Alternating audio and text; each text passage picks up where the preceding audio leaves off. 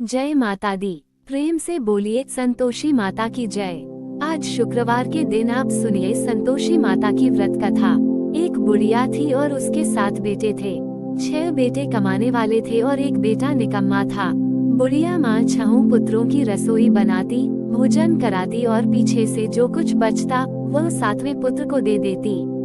परंतु वह बड़ा भोला भाला था, मन में कुछ विचार नहीं करता था। एक दिन वह अपनी बहू से बोला, देखो मेरी माता का मुझ पर कितना प्रेम है। वह बोली, क्यों नहीं, सबका झूठा बचा हुआ तुमको खिलाती है। वह बोला, ऐसा भी हो सकता है क्या? मैं जब तक आंखों से ना देखूं, मान नहीं सकता। बहू ने हंसकर कहा, देख लोगे तब तो मानोगे। कुछ दिन बाद बड़ा त्योहार आया। घर में 7 प्रकार के भोजन और चूरमा के लड्डू बने। वह जांचने को सिर दर्द का बहाना कर पतला कपड़ा सिर पर ओढ़कर रसोई घर में सो गया और कपड़े में से सब देखता रहा। 6 भाई भोजन करने आए। उसने देखा माँ ने उनके लिए सुंदर सुंदर आसन बिछाए, 7 प्रकार की रसोई परोसी। वह आग्रह करके जिमाती रही। वह देखता रहा। 6 भाई भोजन कर उठे। तब माँ ने उनकी झूठी थालियों में से लड्डुओं के टुकड़ों को उठाया। माँ ने पुकारा, उठ बेटा, 6 भाई भोजन कर गए, अब तू ही बेटा बाकी है, उठ और तू कब खाएगा? वह कहने लगा, माँ मुझे भोजन नहीं करना, मैं परदेश जा रहा हूँ। माता ने कहा, कल जाता तो आज ही जा। वह बोला, हाँ हाँ आज ही जा रहा हूँ। ये कहकर वह घर से निकल गया। चलते समय उसे बहू की याद आई। वह गौशाला में कंडे थाप रही थी। वो उसे जाकर बोला, मेरे पास तो कुछ नहीं है, यह अंगूठी है सो ले लो और अपनी कुछ निशानी मुझे दे दो। वह बोली, मेरे पास क्या है, ये गोबर भरा हाथ है।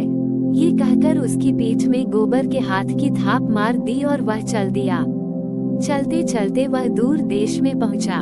वहां पर एक साहूकार की दुकान थी। वहां जाकर बोला, भाई मुझे नौकरी पर रख लो। साहूकार को नौकर की जरूरत थी। साहूकार उससे बोला, तू नौकरी पर रह जा। लड़के ने पूछा, तनख्वाह क्या रहेगी? साहूकार ने कहा, काम देखकर दाम मिलेंगे। साहूकार की नौकरी मिल गई। वह सवेरे 6 बजे से रात्रि 12 बजे तक नौकरी करने लगा। कुछ दिनों में दुकान का लेन देन, हिसाब किताब, ग्राहकों को माल बेचना सारा काम करने लगा। साहूकार के 7-8 नौकर थे। वे सब चक्कर खाने लगे कि यह नया नौकर बहुत होशियार बन गया है। सेठ ने भी काम देखा और 3 महीने के अंदर ही उसे मुनाफे का साझेदार बना लिया। 12 वर्ष में वह नामी सेठ बन गया और मालिक सारा कारोबार उस पर छोड़कर बाहर चला गया। अब बहू पर क्या बीती वह सुनो। सास ससुर उसे दुख देने लगे। सारी गृहस्थी का काम करा के उसे लकड़ी लेने जंगल में भेजते। इस बीच घर की रोटियों के आटे से भी जो भूसी निकलती उसकी रोटी बनाकर रख दी जाती और फूटे नारियल की नरेली में पानी। इस तरह दिन बीतते रहे। एक दिन वो लकड़ी लेने जा रही थी कि रास्ते में बहुत सी स्त्रियां संतोषी माता का व्रत करती दिखाई दी। वहां ये खड़ी होकर कहने लगी, बहनों ये तुम किस देवता का व्रत करती हो और इसके करने से क्या फल होता है? इस व्रत के करने की क्या विधि है? यदि तुम अपने इस व्रत का विधान मुझे समझा कर कहोगी तो मैं तुम्हारा बड़ा एहसान मानूंगी। तब उनमें से एक स्त्री बोली, सुनो ये संतोषी माता का व्रत है। इसके करने से निर्धनता, दरिद्रता का नाश होता है, लक्ष्मी आती है, मन की चिंताएं दूर होती हैं, घर में सुख होने से मन को प्रसन्नता और शांति मिलती है, निपुत्री को पुत्र मिलता है, प्रीतम बाहर गया हो तो शीघ्र आता है, कुंवारी कन्या को मनपसंद वर मिलता है, राजद्वार में बहुत दिनों से मुकदमा चलता हो तो वह भी खत्म होता है, कलह क्लेश की निवृत्ति हो, सुख शांति हो, घर में धन जमा हो, पैसा जायदाद का लाभ हो और भी मन में जो कुछ कामना हो वह सब इस संतोषी माता की कृपा से पूरी होती है। स्त्री कहने लगी, 1.25 आने का गुड़ चना लेना, इच्छा हो तो 5.25 आने का लेना या 1 रुपया का भी, सहूलियत के अनुसार ही लेना। बिना परेशानी, श्रद्धा और प्रेम से जितना भी बन सके सवाया लेना। 5.25 पैसे से 5.25 आने तथा इससे भी ज्यादा शक्ति और भक्ति के अनुसार ले लेना। हर शुक्रवार को निराहार रहकर कथा कहना और सुनना। इसके बीच क्रम टूटे नहीं, लगातार नियम पालन करते रहना। सुनने वाला कोई ना मिले तो घी का दीपक जलाकर उसके आगे जल का पात्र रखकर कथा कहना, परंतु नियम ना टूटे। जब तक कार्य सिद्ध न हो नियम पालन करना, और कार्य सिद्ध हो जाने पर व्रत का उद्यापन करना। 3 मास में माता फल पूरा करती है। यदि किसी के खोटे ग्रह हों तो भी माता 1 वर्ष में अवश्य कार्य सिद्ध करती है। कार्य सिद्ध होने पर ही उद्यापन करना चाहिए, बीच में नहीं करना चाहिए। उद्यापन में 1 शेर आटे का खाजा तथा उसी अनुसार से खीर तथा चने का साग बनाना। 8 लड़कों को भोजन कराना, जहाँ तक मिले देवर, जेठ, भाई, बंधु, कुटुंब के लड़के लेना। न मिले तो रिश्तेदारों और पड़ोसियों के लड़के बुलाना। उन्हें भोजन कराकर यथाशक्ति दक्षिणा देना और माता का नियम पूरा करना। उस दिन घर में कोई खटाई नहीं बनाना। ये सब सुनकर बुढ़िया की बहू वहाँ से चल दी। रास्ते में लकड़ी के बोझ को बेच दिया और उन पैसों से गुड़ चना लेकर माता के व्रत की तैयारी करने लगी। आगे चली और सामने मंदिर है, ये सुनकर माता के मंदिर में जाकर माता के चरणों में लौटने लगी। इसके बाद वह माँ से विनती करने लगी, हे माँ, मैं निपट मूर्ख हूँ, व्रत के नियम कुछ नहीं जानती हूँ, मैं बहुत दुखी हूँ। हे माता जागजननी, मेरा दुख दूर करो, मैं आपकी शरण में हूँ। माता को दया आई। एक शुक्रवार बीता कि दूसरे शुक्रवार को ही इसके पति का पत्र आया और तीसरे को उसका भेजा हुआ पैसा भी आ पहुँचा। ये देखकर जेठानी मुंह सिकोड़ने लगी, इतने दिनों में इतना पैसा आया, इसमें क्या बढ़ाव है। लड़के ताने देने लगे, काकी के पास अब पत्र आने लगे, रुपए आने लगे, अब तो काकी की खातिर बढ़ जाएगी, अब तो काकी बुलाने से भी नहीं बोलेगी। बेचारी सरलता से यह कहती है, भैया पत्र आएगा, रुपए आएंगे तो हम सबके लिए अच्छा है। ऐसा कहकर आंखों में आंसू भरकर संतोषी माता के मंदिर में आकर मातेश्वरी के चरणों में गिरकर रोने लगी। माँ, मैंने तुमसे पैसा नहीं मांगा, मुझे पैसों से क्या काम है, मुझे तो अपने सुहाग से काम है, मैं तो अपने स्वामी के दर्शन और सेवा मांगती हूँ। तब माता ने प्रसन्न होकर कहा, जा बेटी, तेरा स्वामी आएगा। ये सुनकर वो खुशी से बावली होकर घर जाकर काम करने लगी। अब संतोषी माँ विचार करने लगी, इस भोली पुत्री से मैंने कह तो दिया कि तेरा पति आएगा, पर आएगा कहाँ से? वह तो इसे स्वप्न में भी याद नहीं करता, इसे याद दिलाने तो मुझे ही जाना पड़ेगा। इस तरह माता उस बुढ़िया के बेटे के पास जाकर स्वप्न में प्रकट होकर कहने लगी, साहूकार के बेटे, सोता है या जागता है? वह कहता है, माता, सोता भी नहीं हूँ, जागता भी नहीं हूँ, बीच में ही हूँ, कहो क्या आ गया है? माँ कहने लगी, तेरा घर बार है या नहीं? वह बोला, मेरा सब कुछ है माता, माँ बाप भाई बहन बहू क्या कमी है? माँ बोली, पुत्र, तेरी घरवाली कष्ट उठा रही है, माँ बाप उसे दुख दे रहे हैं, वह तेरे लिए तरस रही है, तू उसकी सुध ले। वह बोला, हाँ माता, ये तो मुझे मालूम है, परंतु जाऊं कैसे? परदेश की बात है, लेन देन का कोई हिसाब नहीं, कोई जाने का रास्ता नजर नहीं आता, कैसे चला जाऊं? माँ कहने लगी, मेरी बात मान, सवेरे नहा धोकर संतोषी माता का नाम लेकर घी का दीपक जलाकर दंडवत कर दुकान पर जा बैठना। देखते देखते तेरा लेन देन चुक जाएगा, जमा माल बिक जाएगा, सांझ होते होते धन का ढेर लग जाएगा। अब तो वह सवेरे बहुत जल्दी उठकर मित्र बंधुओं से अपने सपने की बात कहता है। वे सब उसकी बात अनसुनी करके खिल्ली उड़ाने लगे, कहीं सपने भी सच्चे होते हैं। एक बूढ़ा बोला, देख भाई, मेरी बात मान, इस तरह सांझ झूठ कहने के बदले देवता ने जैसा ही कहा है वैसा ही करना, तेरा क्या जाता है? अब बूढ़े की बात मानकर वह नहा धोकर संतोषी माता को दंडवत कर घी का दीपक जलाकर दुकान पर जा बैठता है। थोड़ी देर में वह क्या देखता है, देने वाले रुपया लाए, लेने वाले हिसाब लाए। कोठी में भरे सामानों के खरीदार नकद में सौदा करने लगे। शाम तक धन का ढेर लग गया। मन में माता का नाम लेकर प्रसन्न होकर घर जाने के वास्ते गहना, कपड़ा, सामान खरीदने लगा। यहाँ के काम से निपट घर को रवाना हुआ। उधर बहू बेचारी जंगल में लकड़ी लेने जाती है। लौटते वक्त माताजी के मंदिर पर विश्राम करती है। वह तो उसका रोज रुकने का स्थान ही था।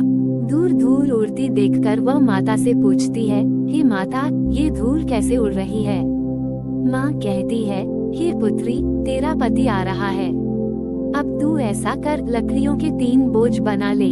एक नदी के किनारे रख, दूसरा मेरे मंदिर पर और तीसरा अपने सिर पर रख। तेरे पति को लकड़ी का गड्ढा देखकर मोह पैदा होगा। वो यहाँ रुकेगा, नाश्ता पानी बनाकर खाकर माँ से मिलने जाएगा। तू लकड़ी का बोझ उठाकर जाना और बीच चौक में गड्ढा लाकर 3 आवाजें जोर से लगाना, लो सासू जी, लकड़ियों का गड्ढा लाई हूँ। भूसी की रोटी दो, नारियल के खोपड़े में पानी दो, आज कौन मेहमान आया है? माँ की यह बात सुनकर वह बहुत अच्छा माताजी कहकर प्रसन्न मन होकर लकड़ियों के 3 गड्ढे ले आई।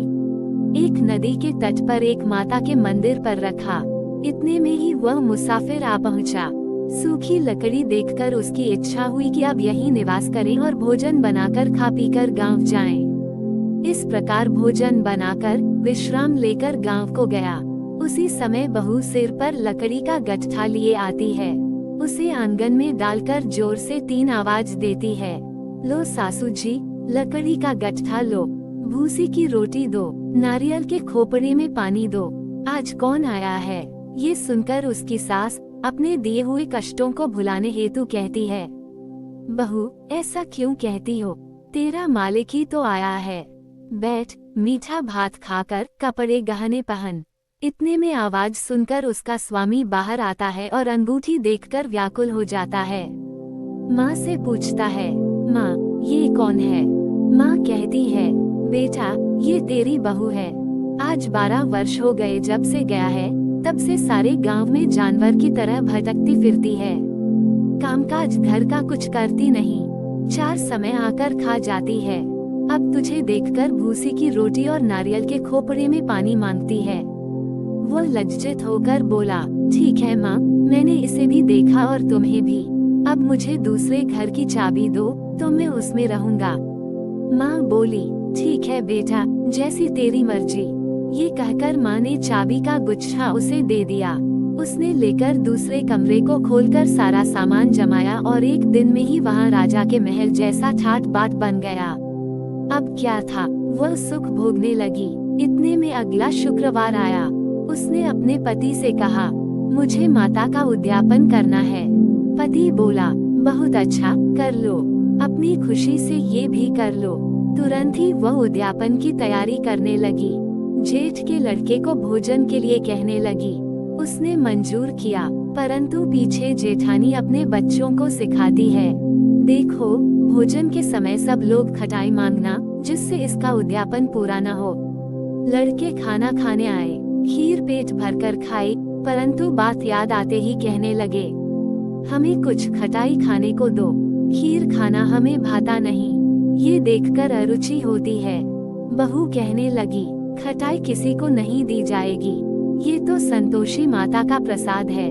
लड़के उठकर खड़े हुए और बोले, पैसे लाओ। बहू कुछ जानती नहीं थी, सो उन्हें पैसे दे दिए। लड़के उसी समय उठकर इमली लेकर खाने लगे। ये देखकर बहू पर माता ने कोप किया। राजा के दूत उसके पति को पकड़ कर ले गए और जेठ जेठानी मनमाने खोटे वचन कहने लगे। लूट लूट कर धन इकट्ठा कर लाया था, सो राजा के दूत उसे पकड़ कर ले गए हैं। अब सब मालूम हो जाएगा जब जेल की रोटी खाएगा। बहू से यह वचन सहन नहीं हुआ। रोती रोती माता के मंदिर में गई और बोली, हे माता, तुमने ये क्या किया? हंसाकर क्यों रुलाती हो? माता बोली, पुत्री, तूने उद्यापन करके मेरा व्रत भंग किया, इतनी जल्दी सब बातें भुला दी। वह कहने लगी, माता, भूली तो नहीं हूँ, न कुछ अपराध किया है। मुझे तो लड़कों ने भूल में डाल दिया, मैंने भूल से उन्हें पैसे दे दिए, मुझे क्षमा करो माँ। माँ बोली, ऐसी भी कहीं भूल होती है। वह बोली, माँ, मुझे माफ कर दो, मैं फिर तुम्हारा उद्यापन करूँगी। माँ बोली, अब भूल मत करना। वह बोली, अब भूल नहीं होगी माता। अब बताओ, वे कैसे आएंगे? माँ बोली, जा पुत्री, तेरा मालिक तुझे रास्ते में ही आता मिलेगा। वह निकली। रास्ते में पति आता मिला तो उसने पूछा, तुम कहाँ गए थे? वह कहने लगा, इतना धन जो कमाया है उसका टैक्स राजा ने मांगा था, वह भरने गया था। वह प्रसन्न होकर बोली, अच्छा हुआ, अब घर चलो। कुछ दिन बाद फिर शुक्रवार आया। वह बोली, मुझे माता का उद्यापन करना है। पति ने कहा, कर लो। वो फिर जेठ के लड़कों से भोजन को कहने लगी तो जेठानी ने एक दो बातें सुनाई और लड़के सिखा दिए कि तुम पहले ही खटाई मांग लेना। लड़के कहने लगे, हमें खीर खाना नहीं भाता, कुछ खटाई खाने को दो। तो बहू बोली, खटाई खाने को नहीं मिलेगी, खाना हो तो खाओ। ये कहकर ब्राह्मणों के लड़के लाकर भोजन कराने लगी। यथाशक्ति दक्षिणा की जगह एक एक फल उन्हें दिया। इससे संतोषी माता प्रसन्न हुई। माता की कृपा होते ही 9वें मास उसको चंद्रमा के समान सुंदर पुत्र प्राप्त हुआ। वह पुत्र को लेकर प्रतिदिन माता जी के मंदिर को जाने लगी। माँ ने सोचा, ये रोज आती है, आज क्यों न मैं ही इसके घर चलूं, इसका आसरा देखूं तो सही। यह विचार कर माता ने भयानक रूप बनाया। गुड़ और चने से सना मुख, ऊपर से सूंड के समान होठ, उस पर मक्खियां बिनबिना रही हैं। दहलीज में पैर रखते ही उसकी सास चिल्लाई, देखो कोई चुड़ैल डाकिनी चली आ रही है, लड़कों इसे भगाओ नहीं तो किसी को खा जाएगी। लड़के डरने लगे, चिल्लाकर खिड़की बंद करने लगे।